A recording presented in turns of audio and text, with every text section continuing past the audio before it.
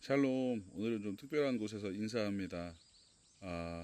여기는 제가 혼자 자주 오는 그런 곳인데요. 어, 오늘 뭐 좀 생각할 것들도 많고, 또 정돈할 것들이 있어서 오늘은 야외로 나와서 좀 이렇게 수업의 내용을 좀 진행합니다.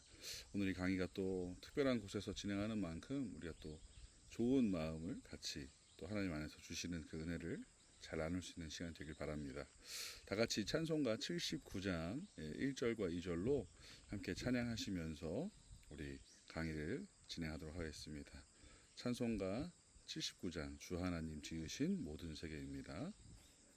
주 하나님 지으신 모든 세계 내 마음 속에 그리어 볼 때 하늘의 별 울려 퍼지는 뇌성 주님의 권능 우주에 찬네. 2절입니다. 숲속이나 험한 산 골짜기에서 지적 위는 저 새소리들과 고요하게 흐르는 시냇물은 주님의 솜씨 노래하도다. 주님의 높고 위대하심을 내 영혼이 찬양하네. 주님의 높고 위대하심을 내 영혼이 찬양하네.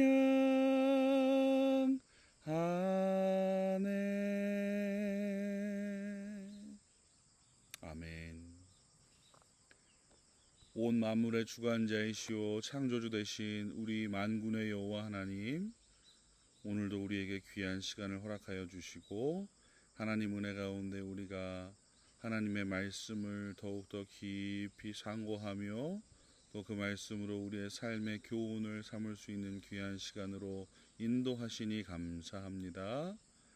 하나님께서 우리에게 주시는 그 은혜를 깊이 묵상하며 나아갈 때, 또 하나님께서 우리에게 말씀하시는 그 하나님의 말씀을 우리가 바라볼 때에 우리 안에 큰 기쁨과 위로가 넘치게 하시고 우리를 의롭게 하고 바른 길로 인도하는 그 은혜로 말미암아 다시금 주의 놀라우신 권능과 사랑을 바라보며 찬양하는 우리가 되도록 역사하여 주옵소서.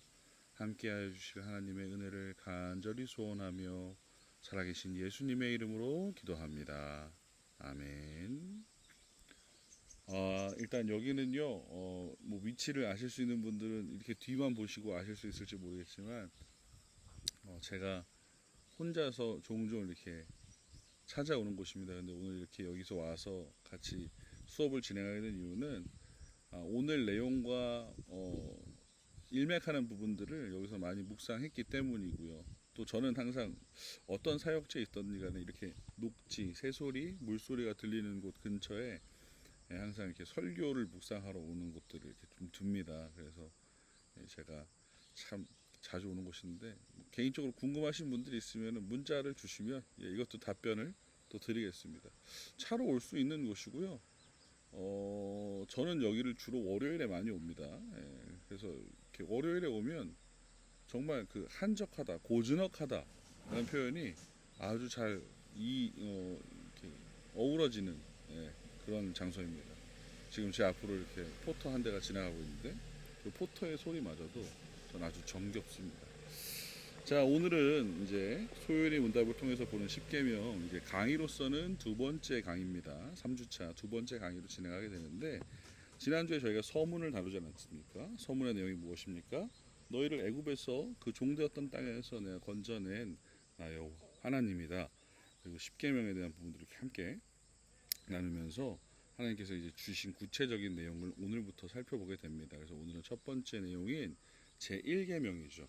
제가 옆에다가 이제 제1계명 하고서 옆에 영어를 좀 써놨는데 실질적으로는 라틴어입니다. 라틴어의 음가를 제가 그대로 쓰기가 좀 애매해서 좀 그대로 이제 영어로 차용해서 썼는데 데칼로그라는 표현입니다. 데칼로그는 데카라는 10, 열이라는 그 라틴어의 표현이고요. 로그는 말이라는 뜻입니다. 그래서 로그스라는 건데 데칼로그스 즉 10개의 말들 하나님께서 우리에게 주신 커맨드멘트 명령으로서의 그 10개의 명 중에 데칼로그의 첫 번째 계명을 보게 됩니다. 제가 여기는 제가 좀 벤치에 앉아서 이렇게 보고 있어요. 이렇게 통나무 의자에 앉아서 그래서 좀 놓는 부분들이 애매해서 제가 이렇게 강의안에 써놓은 것들을 잠시 이렇게 여기 이렇게 풀이 보니까 너무 좋죠. 이것을 같이 이렇게 여러분들과 나누도록 하겠습니다. 오늘은 45번부터 48문까지를 나누게 됩니다. 첫 번째 계명 무엇이었습니까? 자, 45문이죠. 제1계명이 무엇입니까? 제가 지난번에 이제 오리엔테이션 할 때도 말씀드렸지만 이 우리가 바라보는 이 10계명 이것을 소요리 문답은 바라볼 때 이렇게 봅니다. 1계명이 무엇입니까? 1계명의 답은 무엇입니다. 그럼 그 1계명에서 금하는 것은 무엇입니까? 1계명이 요구하는 것은 무엇입니까? 또 이 1계명을 통하여서 더 우리가 논증적으로 진술할 수 있는 신학적인 교리들은 무엇입니까? 이것을 이렇게 같이 나누는데 오늘 1계명은 무엇입니까? 그럼 여러분 1계명 아시죠? 너는 나 외에 다른 신들을 두지 말라는 것이다 라는 거예요. 여러분 이것을 우리가 너무 잘 알고 있습니다. 다른 분들이 뭐 1계명부터 10계명까지 중에서 이렇게 물어봤을 때 헷갈릴 수 있어도 너는 나 외에 다른 신을 섬기지 말라. 곧 나만 섬기라. 나만 바라봐. 이 내용이 1계명이라는 사실은 너무나도 잘들 이야기하신다는 거예요. 이것의 특징이 무엇입니까? 여호와 하나님을 우리의 하나님으로 섬기는 하나님의 백성은 이 하나님만을 섬기는 것이 의무다라는 사실을 명확하게 선포하면서 시작하는 것입니다. 제가 지난번에 1계명부터 4계명까지가 하나님과의 계명, 5계명부터 6계명, 10계명까지가 6개의 계명이 사람과의 관계에서의 계명, 의무라고 했어요. 하나님에 대한 의무를 다할 때, 그리고 사람에 대한 의무를 다함에 있어서 그 사람의 의무를 다해야 되는 사람과의 관계에 대해서의 의무를 다해야 되는 것이 왜 그런 것이냐? 하나님의 명령으로부터 시작한다는 것이죠. 우리가 하나님의 명령을 왜 듣는 것이냐? 우리가 하나님께서 지으신 하나님의 백성이라는 사실을 인정하는 것에서부터 온다는 거예요. 그래서 이것이 그 마음 가운데 가장 먼저 그것이 작용하고 믿어지고 수납이 되어야 이것을 온전하게 순종하는데 타당한 당위가 생긴다는 것입니다. 만약에 우리 하나님이 그러니까 그 하나님이 나의 하나님이 아니고 우리의 하나님이 되시지 않는다라고 표현을 한다고 한다면 이것은 아무런 소용이 없어요. 왜요? 그냥 나 외에 다른 신을 섬기지 말라는 것은 하나의 그냥 문장으로 지나가 버리고 내가 그것을 의무로 받아들이지 않기 때문에 하나님 외에 다른 것들을 섬길 수 있는 마음들도 생길 것이며 하나님이 우리 하나님, 나의 하나님이 아닌 경우에는 하나님이 우리를 지으신 목적대로 살 필요가 없는 것입니다. 즉 하나님을 기쁘시게 할 이유가 전혀 없는 것이죠. 상관이 없는데 어떻게 그렇게 할 수 있겠어요? 예를 들어서 부모님을 공경하라고 했을 때 내 부모님께 공경하지 않습니까? 내 부모님을 사랑하지 않습니까? 다른 친구의 부모님을 공경하는 것 이것은 다른 이야기라는 것이에요. 나의 하나님이 안 되고 나의 창조주가 아니시면 내가 그 하나님을 섬기고 사랑하는 일에 내가 그 하나님을 기쁘시게 하는 일에 영화롭게 하는 일에 전혀 소용이 없는 상관이 없는 인생이 되는 것입니다. 그렇기 때문에 내 하나님이라는 사실 내가 그분의 백성이라는 사실이 가장 기초적으로 전제되어 있을 때 이 10계명은 우리의 삶 가운데 가장 귀하고 복된 길로 인도하는 하나님의 말씀을 따르는 순종의 하나의 귀한 척도가 되는 것이에요. 그래서 그렇게 생각하지 않는 인생들은 뭡니까? 죄인이라고 얘기하는 거예요. 우리가 하나님 입장에서 하나님의 말씀을 순종하는 자, 하나님의 말씀을 따르지 않는 자, 죄인과 의인 그것으로 나누게 되는 것이죠. 그리고 중요한 사실은 그 죄인들은 이 말씀, 이 10계명의 말씀을 통해서 또 하나님의 그 계시된 완전한 하나님의 말씀을 통해서 말씀을 볼 때에 내가 죄인이구나를 깨닫게 됩니다. 왜요? 우리 하나님의 형상을 따라서 지음받은 존재들은 그 안에 하나님을 향한 하나님을 갈망하는 그 하나님에 대한 그 갈망들이 남아 있기 때문에 그래요. 하나님을 아는 존재들로서의 이 일말의 이 내용들이 우리 심령 가운데 있다는 사실입니다. 그렇기 때문에 신존재에 대한 그 하나님에 대한 의식이 있다라는 사실을 우리가 알고 다 있는 상황 가운데 우리가 그 하나님을 우리 하나님으로 고백할 수 있다. 이것은 정말로 놀라운 은혜인 것입니다. 그래서 특별히 우리가 1계명을 볼 때 너는 나 외에 다른 신들을 내게 두지 말라 얘기하고 있잖아요. 너는 나 외에 다른 신을 두지 말라? 다른 신 둘 수도 있는 거 아닌가? 뭐 다른 거 믿을 수도 있는 거 아닌가? 아니라니까요. 왜요? 하나님께서 서문에서 말씀하시지 않습니까? 서문과 제1계명의 관계를 살펴볼 때 나는 네가 종되었던 땅 애굽에서 너를 인도하여 낸 하나님이라. 여호와 하나님이라. 나에 대해서 명확하게 얘기하시는데 뭘 앞에 전제하고 있어요? 종되었던 너를 건져낸, 죄 가운데 죽었던 너를 살린, 이것이 있는 거예요. 그러니까 이것이 전제된 사람, 즉 이분이 나의 창조주시고 이분이 나의 구원자시라는 사실을 명확하게 알고 있는 그 백성, 그 은혜를 입은 사람이라면 당연히 이 하나님 한 분만을 섬긴다는 것이죠. 은혜 갚은 까치 동화 아시죠?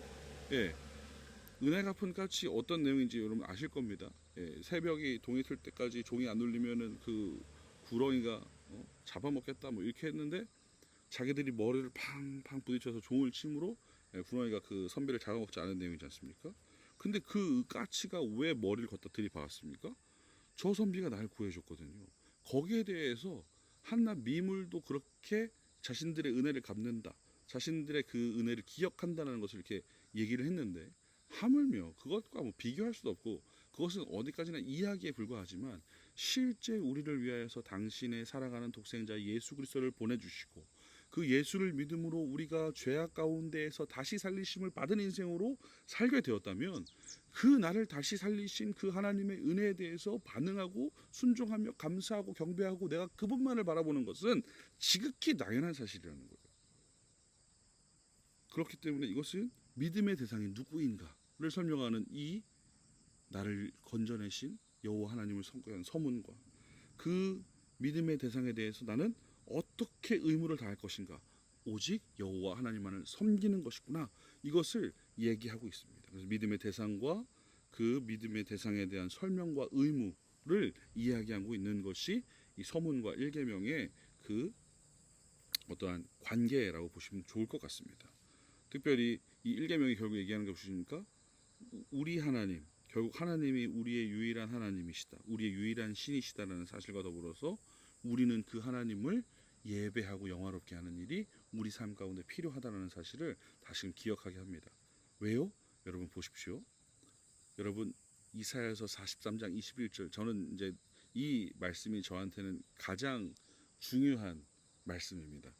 제가 신학교를 가게 된 결정적인 깨달음이라고 하면 좀 이렇게 득도 같은 표현이 있어서 근데 제 마음을 가장 강력하게 울리고 저를 다시금 하나님 앞에 무릎 꿇게 하며 저의 그 소명 가운데 강력하게 역사했던 말씀이었기 때문에 제가 기억하는데, 이 백성은 내가 나를 위하여 지었나니 나를 찬송하게 하려 함이라.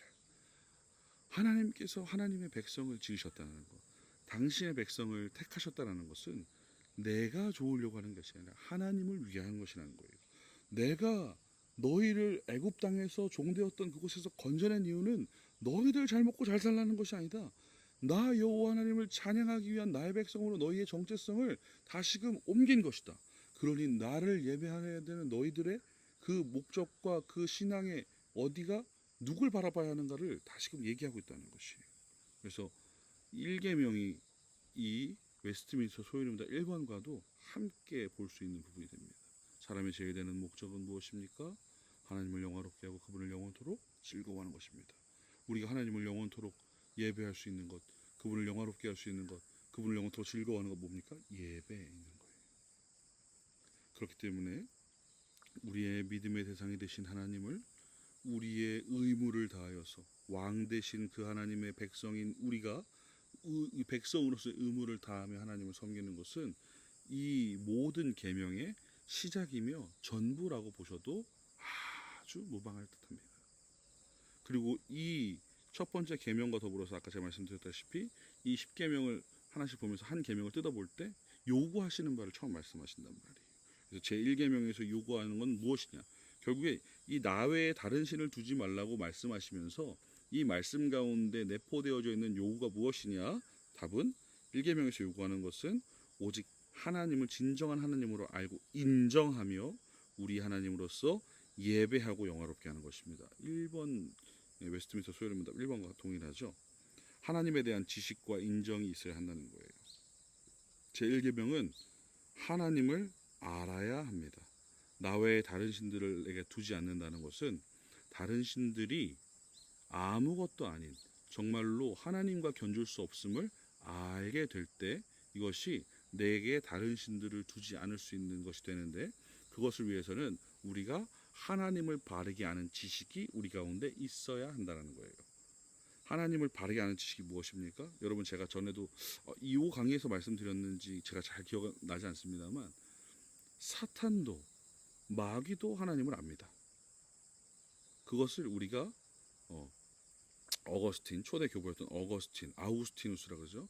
그분의 표현을 차용하여서 이야기하면 노티티아 그냥 단순한 지식과 정보로서 저분이 하나님을 안다는 것이에요. 그래서 그것이 사람들에게도 동일하게 있습니다. 저 사람이 하나님이 저게 하나님이구나. 하나님이 있구나. 있다던데 이런 정도이죠. 근데 그런 일반적인 지식이 아닌 일반적인 이론적 지식이 아닌 우리는 하나님을 알 때 어떠한 지식으로 알아야 되느냐? 자, 여러분들 뭐 따라 하셔도 구원적 지식. 구원적 지식으로 우리가 하나님을 알아야 합니다. 그 구원적 지식은 무엇입니까? 성령의 역사로 말미암아 우리가 예수 그리스도를 믿게 될 때에 하나님이 어떠한 분이신지 우리가 심령, 전인격적인 모습을 통하여서 깨닫게 되는 것입니다. 그래서 이 두 지식의 차이는 무엇으로 나타나요? 일반적 지식과 이 전인적 구원을 알게 하시는 구원의 지식으로서의 하나님을 아는 것은 행동의 삶의 변화를 가져옵니다. 그냥 하나님을 안다 그래서 그냥 하나님을 단순하게 아는 사람이 지식적으로 아는 사람이 죄를 멀리할까요? 그렇지 않아요. 왜요? 자신이 하나님과 동일한 사람의 모든 그 썩어진 부패 한 10년 가운데에서는 자신의 배를 위한 자신의 삶만 자신의 영광을 위한 그 악한 그 죄성이 들어 있습니다. 왜요? 우리가 처음에 원죄 때 아담과 하와가 선악을 알게 하는 나무의 열매 과실을 베어 물지 않습니까? 근데 그것을 먹게 된 이유가 무엇입니까? 하나님 그걸 먹을 때 정령 죽으리라고 해서 결단권으로 죽는다. 그 진짜 사실이었죠. 영원한 죽음으로 가는 것이니까요. 영원한 생명 가운데에서 지옥이라는 영원한 지옥, 영원한 죽음으로 가는 길이었는데 그것에 대해서 말씀하셨음에도 불구하고 사탄이 마귀가 그것을 먹게 할 때 꾀임이 무엇입니까? 야, 네가 하나님같이 된다라는 거예요. 막 이런 말 할 때마다 저는 막 욕이 막 입에서 막 돕니다. 이런 막 그런데 야, 너 그거 먹으면 안 죽어. 야, 하나님이 너 죽는다 그랬는데 야, 그거 안 죽어. 거짓말이죠. 첫 번째로 죄죠. 그리고 나서 먹었죠. 먹은 이유가 뭡니까? 하나님과 같이 된다는 거예요. 그러니까 우리 인간의 죄성의 본성의 가장 본질적인 죄는 무엇이냐? 하나님과 같이 되려 하는 그런 어떠함이라는 것입니다.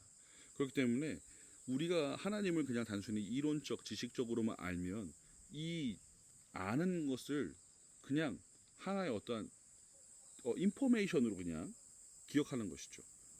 저쪽에 저 골목을 돌아서 들어가면 저쪽 어디에 병원이 있어. 저쪽을 넘어가면 저 언덕 뒤에는 무슨 집이 있어. 이런 것들 그냥 단순한 지식으로 안다는 거예요. 그게 무슨 상관입니까?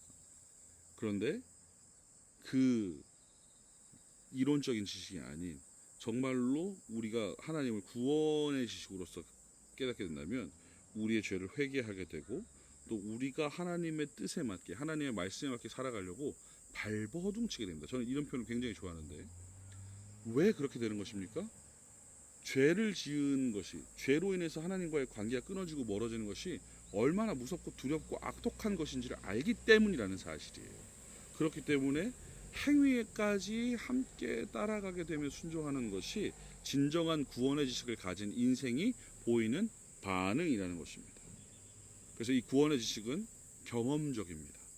그리고 이것은 우리를 성결하게 하며 결국 그 말씀을 제대로 깨달았을 때에 그 말씀을 제대로 알 때에 구원의 지식을 통하여서 우리의 인생이 죄인임을 깨닫고 그리스도로 말미암아 하나님의 은혜를 받은 인생임을 알기 때문에 겸손해집니다. 그래서 제가 늘 이제 저도 이제 휴대폰에다가 조금 이렇게 몇 개를 적어 놓는 것들이 있는데 겸손한 인생이 되려고 좀 노력을 합니다. 인생이 겸손치가 못해서 겸손하려고 노력합니다. 왜냐하면 겸손이라는 것이 하나님의 사람으로서 드러나는 아름다운 모습 중에 한 편이라는 것을 알기 때문입니다. 그리고 이것을 그냥 비단 이 일계명에서 그래 지식이 있어야 돼, 구원의 지식이 있어야 돼, 이것으로 끝나지 않는다는 거예요. 이것을 넘어서서 이것을 인정하는 거예요. 인정하는 건 뭡니까? 인정한다는 것은 여러분 머리를 조아리는 일입니다. 그리고 완전한 무릎을 꿇는 일. 여러분 패배했어요. 어떤 사람이 A와 B라는 사람이 싸웠습니다. A가 승리했어요. B가 패배하고. 그럼 이 A라는 사람 앞에 B라는 사람의 행동은 이 사람을 더 이기려고 하고 부딪히려고 하고 싸우려고 하는 것이 아니라 자신의 패배를 인정하고 머리를 숙이는 일입니다. 하나님에 대한 지식을 바르게 하는, 구원하시는 하나님, 역사하시는 하나님을 바르게 깨달았으면 그 하나님으로 말미암아 우리의 인생 가운데 하나님께서 행하실 일들에 대해서, 행하신 일들, 행하실 일들에 대해서 우리가 겸손하게 우리의 모습을 숙이는 것이, 그리고 이것을 인정한다는 것은 세상 가운데 숨기는 것이 아닙니다. 저는 예전에 그런 생각을 많이 했습니다. 차에다가 십자가를 달고 다니거나 106.9 뭐 이렇게 그 FEBC 극동방송, 예, 그 극동방송에 그 스티커를 붙이고 다니는 분들이 대단하다고 느꼈어요. 왜냐하면 자기가 크리스천인 것을 세상 앞에 드러내기가 쉽지 않은 세상이기 때문에 그래요. 점점점 세상은 예수 믿는 것에 대해서, 하나님을 믿는 것에 대해서, 심지어 뭐 교회 출석하는 것에 대해서 되게 어리석은 사람 취급합니다. 그리고 그것으로 인하여서 더 많은 핍박과 공격을 받을 수 있는 확률이 높아지는 것이 지금의 시대라는 거예요. 그런데 그것을 드러낼 수 있다는 것, 그것은 굉장히 큰 용기며 자신이 하나님의 사람인 것을 인정한다는 것, 하나님의 하나님 되심을 나타내는 것이기 때문에 아주 복된 일이라고 생각합니다. 근데 또 그렇게 하고 나서도 끼어들기 막 잘하시고 이런 분들이 있었던 것 같은데, 어쨌든 이것은 우리가 드러내야 하는 것이고, 인정하는 것은 드러나고, 드러나는 것은 결국 뭡니까? 그것을 통하여서 보게 되는 거예요. 다니엘서 12장 3절에 뭡니까? 많은 사람들을 옳은 대로 돌아오게 하는 것, 그것이 별과 같이 빛난다라고 했는데, 예, 우리는 세상의 소금으로 빛으로 역할이 우리가 만들어져 가는 것이 아니라 하나님께서 예수 그리스도께서 말씀하셨어요. 무슨 말씀인지 이해하시죠? 그렇기 때문에 우리는 빛이 되어가는 과정이 아닙니다. 소금으로 바닷물이었던 우리가 말라가고 결정체를 만들어내는 과정이 아니라는 거예요. 이미 소금으로, 이미 빛으로, 그러면 어두운 곳에 있으면 내 친구들 무리에서 나 때문에 더럽고 추악한 얘기가, 술 먹고 담배 피는 그런 문화가 사라져야 한다는 것이죠. 저에게는 지금 8명의 같이 만나는 한 그룹이 존재합니다. 또 8명의 한 그룹이 존재하고, 근데 전자의 그룹은 제가 학교 다닐 때 만났던 그룹입니다. 그 그룹은 술 먹고 담배 피는 일이 어렵지 않은 그룹들입니다. 세상의 가치와 기치를 더 좋아하는 사람들이 더 많고요. 예수를 믿는 친구는 2친구에 불과합니다. 그 8명 중에서. 심지어 그 2친구도 제가 도움을 계속해서 주었습니다. 저는 전하는 일을 했던 것이죠. 그런 무리가 있는 한 친구들이 있고, 또 다른 한쪽의 친구들은 우리 신학교에서 같이 만난 친구들입니다. 그러니까 이 안에서 이 두 그룹이 다른데, 한 그룹에 갔을 때 처음에는 제가 신학을 하고 제가 그렇게 완전히 바뀐 상태에서 같이 그들과 어울려 있었지만, 그들이 여전히 제가 있음에도 불구하고 뭐 이렇게 술집에 가고 뭐 그런 놀이 유흥 문화를 즐기는 것을 아주 부담스럽지 않게, 껄끄럽지 않게 생각하고서 진행을 하더라고요. 그러다가 제가 이제 신학교를 졸업할 즈음이 됐을 때 이제 저로 인해서 그 모임이 약간의 성격이 변화됐습니다. 뭐 참 감사한 일이죠. 늘 술집에서 보던 걸 카페에서 보고, 카페에서 만나고 교제한 후에 저는 집에 갑니다. 식사를 하고 집에 가고, 이 아이들은 이제 뭐 술을 먹으러 가기도 하고 뭐 저랑 같이 파하기도 하는데, 일단은 모이는 장소가 바뀌었습니다. 그리고 그 모여서 하는 주제들이 아주 건강하게 바뀌어가고 있습니다. 그 남자들이 항상 모여서 하는 얘기가 무엇이겠습니까? 뻔하죠. 그런데 그 이야기들이 점점 건강하고 건설적인 방향으로 바뀌어가고 있다는 것이, 이것이 우리가 하나님을 인정하는, 즉 1계명의 요구에 따라서 그것을 우리가 온전히 살아낼 때에 보여지는 모습이라는 거예요. 차가 지나갑니다. 그래서 이것이 우리 가운데 없다면, 이것이 우리 가운데 바르게 드러나지 않는다면 우리가 하나님의 말씀에, 하나님의 계명에, 하나님의 요구에 우리는 바르게 순종하고 있는 것인가라는 것을 다시 한 번 더 생각해 볼 수 있어야 하지 않나 생각을 합니다. 그리고 이 하나님에 대한 지식과 인정이 있는 것, 이것을 넘어서서 어떻게 해요? 하나님을 영화롭게 하고 예배하는 것이 필요하다고 하죠. 하나님을 예배하고 영화롭게 하는 방법은 어려운 것이 아닙니다. 하나님을 인정하기 때문에 하나님을 예배할 수밖에 없어요. 왜요? 여러분, 제가 말씀드렸잖아요. 이사야서 43장 21절, 그리고 고린도전서 10장도 마찬가지입니다. 무엇을 하든 하나님의 영광을 위하여 하는 것이에요. 그렇다면 우리의 삶이 예배가 되게 하는 것, 그런 표현들 많이 쓰시죠. 그것이 무엇입니까? 우리의 삶이 하나님의 영광을 위하여 드려지게 하고, 우리가 있는 곳에서 예배할 때에 하나님만이 홀로 영광 받으시게끔 하는 것이 우리의 모습이라는 사실이에요. 하나님을 향한 최고의 존경의 표시, 하나님을 향한 경외의 최고의 표시는 예배입니다. 그 예배를 통하여서 하나님께서 우리 가운데 역사하시는 그 은혜와 임재를 누리고 감사할 수 있는 것이 또 그 예배에 너무나도 귀한 또 방편이 되는 것이죠. 그런데 중요한 사실은 우리가 예배할 때에 이 예배를 국한하면 안 됩니다. 제가 좀 전에 삶의 예배라고 말씀드렸는데, 여러분, 하나님이 영광 받으시는 것이 교회 그 사람들, 성도들이 모인 처소에서만 영광 받으십니까? 그렇지 않다는 거예요. 어디서도 받으십니까? 우리가 있는 그곳에서, 여러분이 지금 계신 곳에서, 지금 제가 여기 있는 곳에서, 지금 여기 지나가면서 여기 앞에 지금 데크 앞을 지나다니시는 온갖 뭐 등산객들이 있습니다. 근데 제가 지금 앞에 성경책을 펴놓고 옆에 패드를 펴놓고 하나님 얘기를 하고, 아까 심지어 저기 찬송 부를 때는 막 몇 분이 막 이렇게 들어가면서 막 이렇게 쳐다보고 가시고 그랬어요. 근데 중요한 사실은 여기서 제가 이것을 할 때에 다른 게 중요한 게 아니라는 것이죠. 내가 있는 곳에서 하나님의 영광을 위해서 내가 드러내고 하나님의 그 말씀을 따라 순종하려고 삶을 살려고 하는 그 모습을 우리가 온전히 나타낼 때에 하나님께서 욕되일 만한, 하나님을 가릴 만한 일들을 하지 않는 것, 그것이 하나님을 영화롭게 하는 그 자리가 예배가 되는 삶이 되는 것입니다. 어떤 때는 크리스찬인 척하다가 어떤 때는 아닌 척하고, 어떤 때는 또 크리스찬인 척하다가 어떤 때는 아닌 척하고, 오늘 우리 부장님 제사가 있는데, 부장님네 집에 뭐 제사가 있는데 뭐 같이 가서 도와줄 사람 좀 필요하다네. 전 기독교인이다, 제사 안 드립니다. 이건 제가 너무 약간 올드한 예일 수도 있겠지만, 내 필요할 때, 내가 원할 때가 아니에요. 모든 상황 가운데 우리가 하나님을 바르게 아는 구원의 지식을 갖고 있는 인생으로서 어떻게 우리가 행해야 하는지를 여러분 잘 알아야 됩니다. 그리고 이것은 참 귀한 것인데, 예배는 이런 것이에요. 예배를 드릴 때 우리의 내면이 어떻습니까? 하나님을 깊이 묵상합니다. 그리고 하나님에 대한 헌신을 다시금 다짐하게 되고 하나님께서 주신 소망으로 가득 차요. 근데 이것이 외형적으로 어떻게 드러나느냐? 찬양하고 기도하고 말씀을 보는 것으로, 말씀을 듣는 것으로 나타납니다. 그래서 영적으로 더욱더 주의하는 모습을 보이는 것, 그리고 그것을 결국에 삶에서 살아내는 것, 그걸 겸손으로 행하게 되는 것이 하나님을 영화롭게 예배하는 방법인 것입니다. 제가 느끼는 거지만, 하나님을 신실하게, 하나님을 정말로 잘 믿는 성도들은 겸손합니다.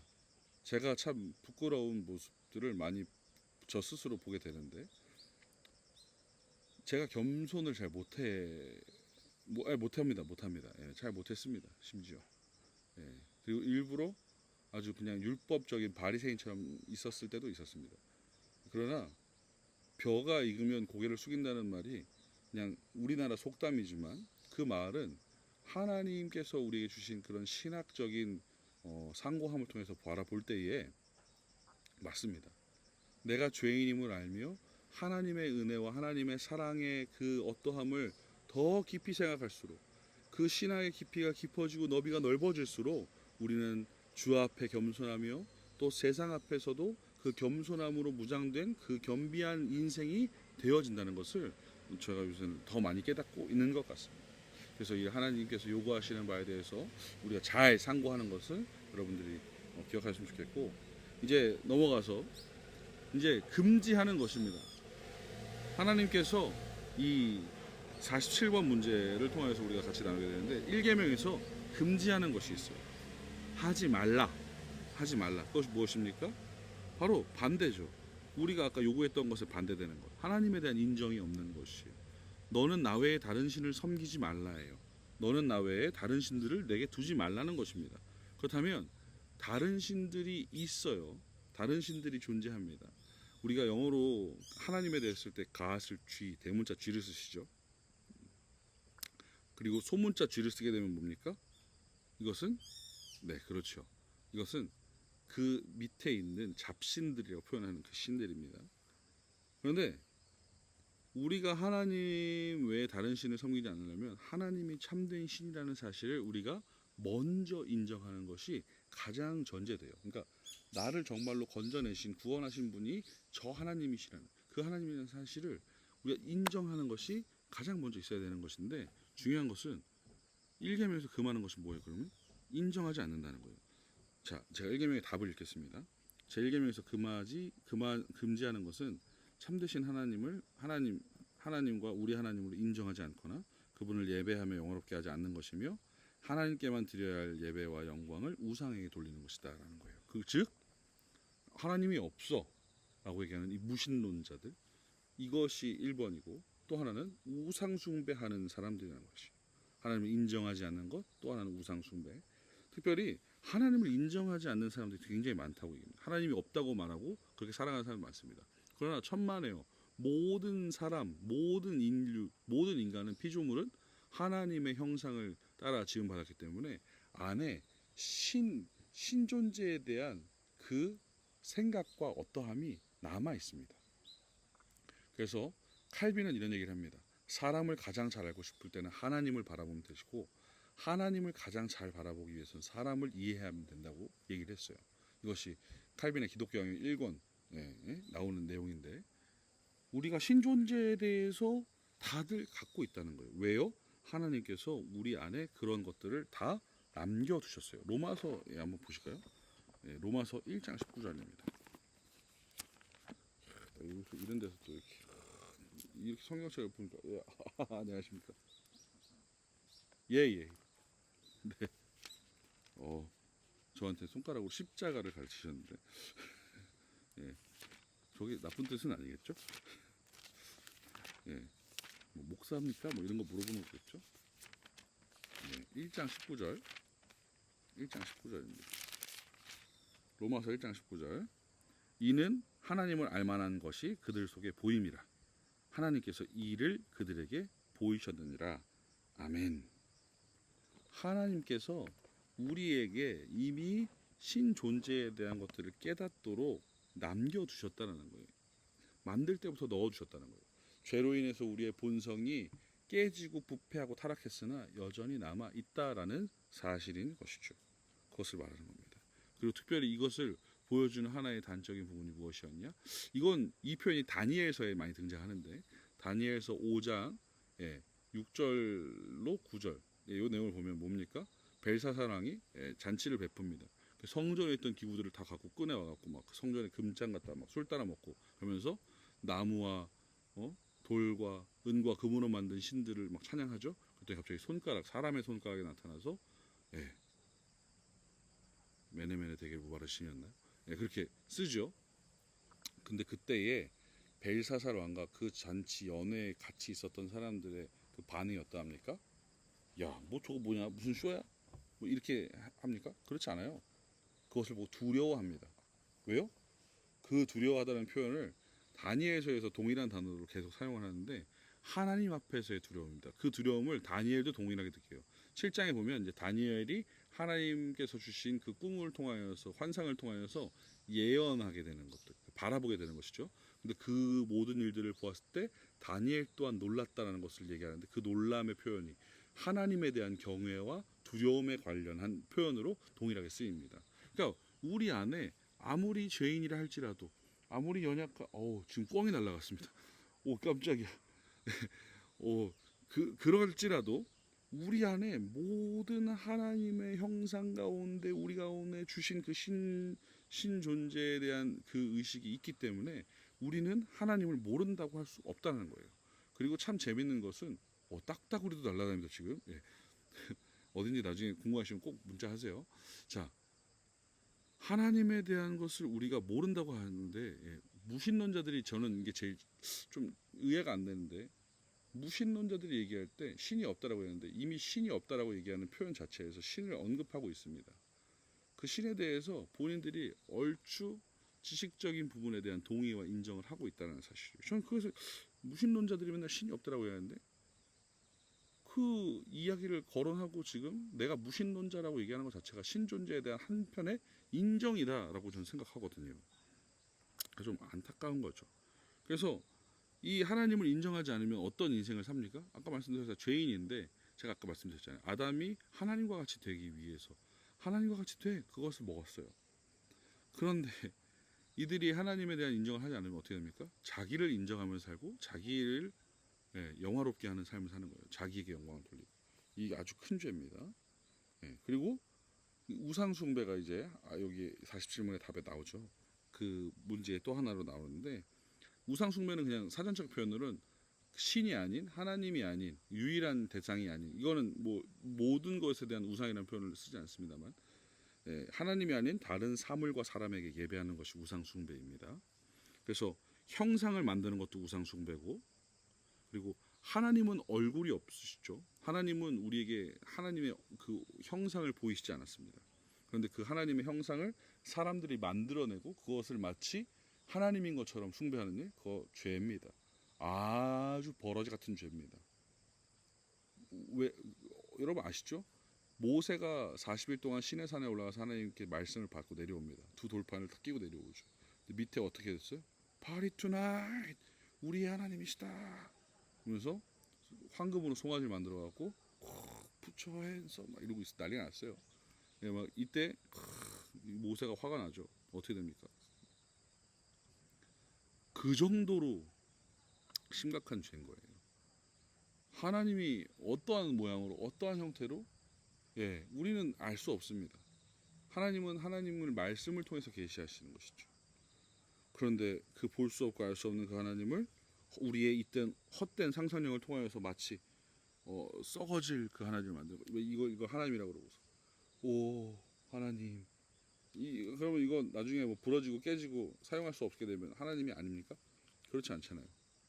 우리가 만들 수 있는 어떠한 것으로 하나님을 절대 대변할 수 없습니다. 왜요? 하나님은 영원하시고 불변하시며 무한하십니다. 인간의 어떠함은 유한하고, 예, 가변하며 정말로 그 한계가 명확합니다. 그렇기 때문에 그런 것들로 인하여서 하나님의 영광을 어찌 감히 표현할 수 있겠습니까? 그렇게 하나님께서 형상을 만들지 말라고 하셨던 것이죠. 그래서 이 우상 숭배를 이런 형태로도 할 수 있지만, 전 가장 크고 무서운 우상 숭배는 이것이라고 생각합니다. 이건 뭐 웨스트민스터 소요리 문답을 만들 때 그 당시에 모든 그 교회의 그 머리 되는 교회의 그 헤드가 되든 그 목사님들도 비슷한 뉘앙스의 내용을 하신 건데, 바로, 예, 자기 마음에 다른 것을 신으로 섬기는 것이죠. 돈이 됐든 뭐가 됐든. 그러나 가장 큰 것은 나를 우상화하는 겁니다. 결국에 돈을 필요한 것이 무엇입니까? 내가 편하기 위해서, 나를 위한 것이에요. 내가 좋은 집에 살고 싶은 이유가 뭡니까? 나를 위한 것이거든요. 하나님을 위해서 그런 것을 했다? 예, 하나님을 위해서 그런 것을 했다 그러면 하나님이 넘치도록 부어주실 겁니다. 뭐 이거 하면 더 길어질 것 같아서 이건 자릅니다. 하나님을 위해서 그 목적과 그 본질이 제대로 된 그 어떠한 바람은 하나님께서 섬기시는 거예요. 가장 큰 우상 숭배는 내가 우상이 되는 거예요. 내가 신이 되는 거예요. 그리고 그 나를 지탱해 주려고 하는 그 어떠한 것들을 섬기는 것이죠. 바로 뭐 세상, 특별히 세상에서 뭐 우리가 흔히 얘기할 수 있는 만몬, 돈이라고 얘기할 수도 있고, 어떤 명예가 될 수도 있고요. 권력, 뭐 건강, 뭐 어떤 관계, 뭐 이런 것들이 될 수 있겠죠. 근데 중요한 건 무엇입니까? 공중권세 잡은 자가 누구죠? 예, 사탄입니다. 마귀의 그 공중권세 잡은 그 어떠함이 우리에게 신이 된다? 하나님이 된다? 우상이라는 거예요. 그래서 하나님이 아닌 세상을 섬기게끔 또 이 마귀는 우리를 계속해서 유혹합니다.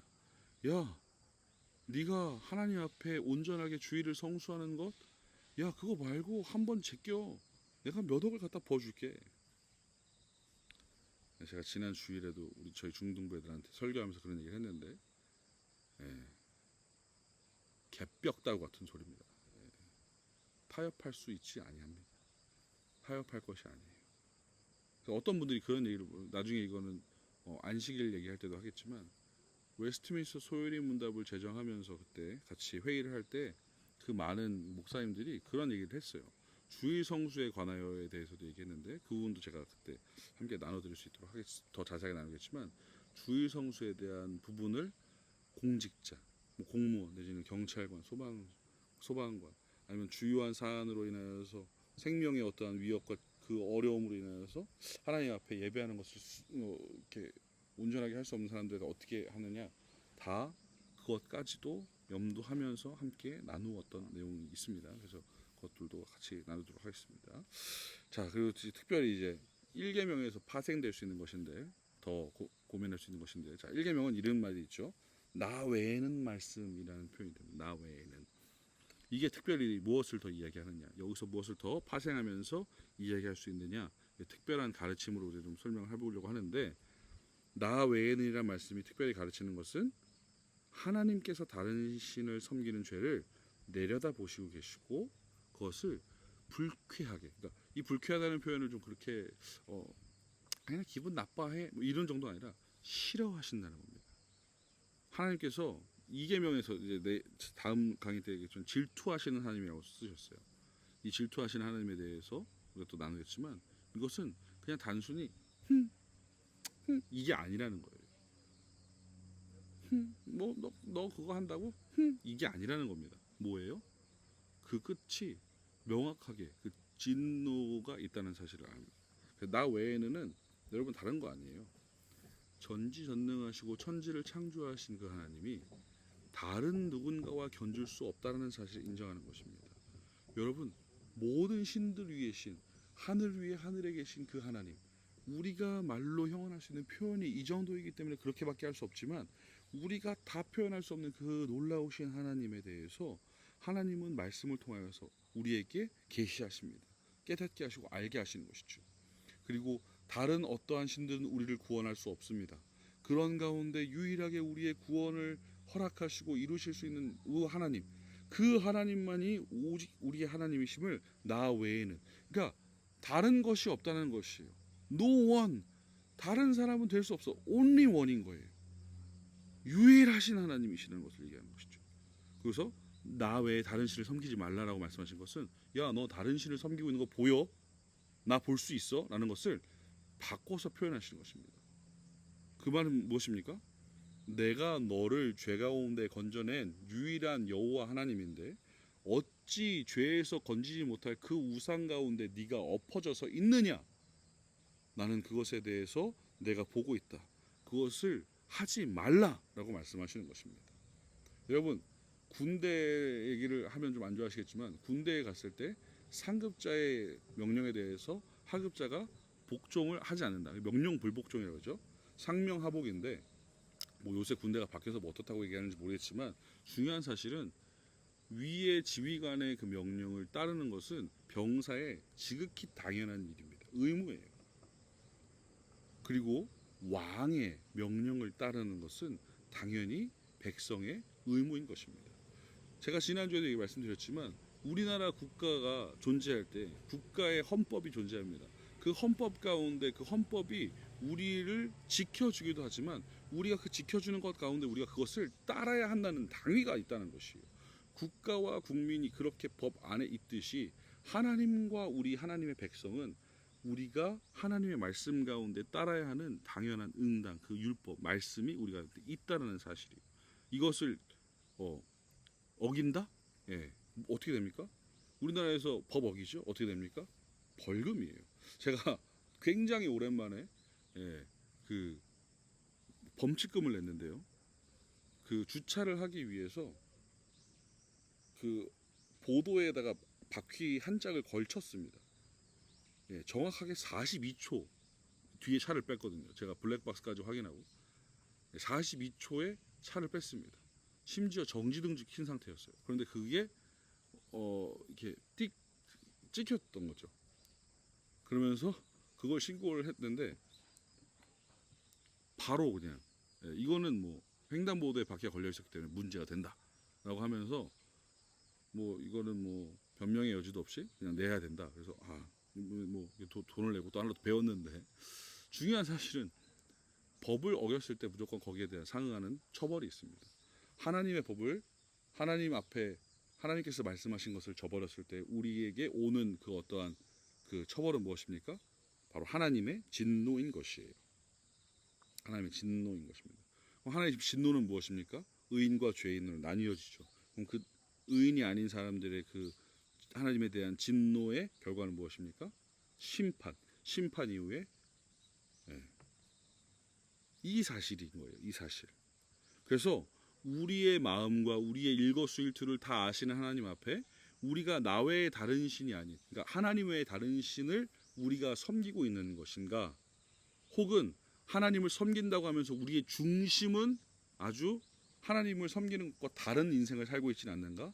이 모든 것들이 하나님이 다 감찰하시며 보실 수 있다는 사실을 기억하며 하나님의 진노를 두려워해야 된다는 사실 또한 우리가 기억해야 돼요. 그래서 저 뭐 돈도 좀 섬겨받고 뭐 이렇게 했는데 뭐 하나님 뭐 안 치시던데요. 뭐 여러분, 하나님의 진노는 즉각적일 수도 있겠죠. 뭐 이렇게 때려서 바로 이렇게 돌아올 수 있는 방법도 있겠지만 하나님께서 침묵하시고 계시다. 여러분, 하나님의 진노는 마지막 때에 오는 것입니다. 다가올 진노의 심판이라는 것이.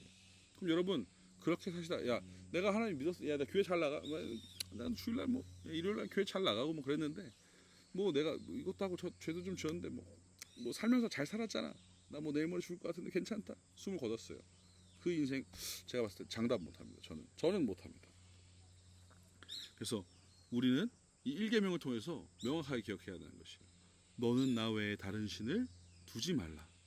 즉 네가 두고 있는 건 내가 알고 있다. 나는 너를 구해낸, 나는 너를 살린 여호와 하나님이다. 살리지 못할 그 어떠한 것으로 네가 이 땅 가운데 유익을 누리고 그것을 붙들고 사는 것이 아니라 오직 나의 백성으로서 왕 대신 나를 향하여서 마땅히 행할 바를 행하라 라는 것이 바로 이 1계명이 이야기하고 있다는 사실이에요. 여러분 생각해 보세요. 왕 앞에 조선시대 때 영모를 취한 그 어떠한 신하들이 있었다고 가정합시다. 그 영모가 발각됐습니다. 어떻게 됩니까? 숙청이에요. 바로. 혹여 인간적인 결과 중에 성공적인 사례가 있을 수 있었겠죠. 그러나 그 성공 사례가 계속 동일했습니까? 그렇지 않아요.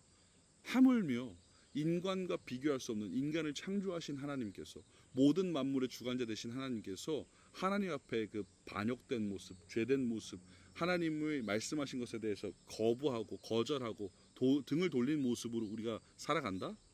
그 끝은 절대 상상하고 싶지 않죠.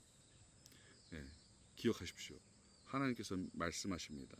너는 나 외에 다른 신을 내게 두지 말라 말씀하십니다. 그 말인 즉슨 오직 한 분 하나님, 그 하나님만이 우리의 유일한 구원이시오, 우리가 바라봐야 할 우리의 믿음의 대상이심을 말씀하시는 것입니다. 그 하나님만을 바르게 믿고 그 하나님만을 영화롭게 예배하며 그 하나님으로 말미암아 보호받고 애굽과 같은 이 세상, 광야와 같은 이 세상에서 건지시고 인도하시는 하나님과 함께 하시는 우리 귀한 우리 수강생들 되시기를 간절히 소원합니다. 이것으로 강의를 마치고요. 다음 주에 강의는 저희가 2계명으로 함께 하겠습니다. 2계명은 깁니다. 그러나 명확합니다. 그래서 여러분들 함께 2계명을 또 다음 주에 잘 나눌 수 있었으면 좋겠습니다. 다들 계신 곳에서 평안하시고 또 한 주 동안 승리하십시오. 감사합니다. 수고하셨습니다.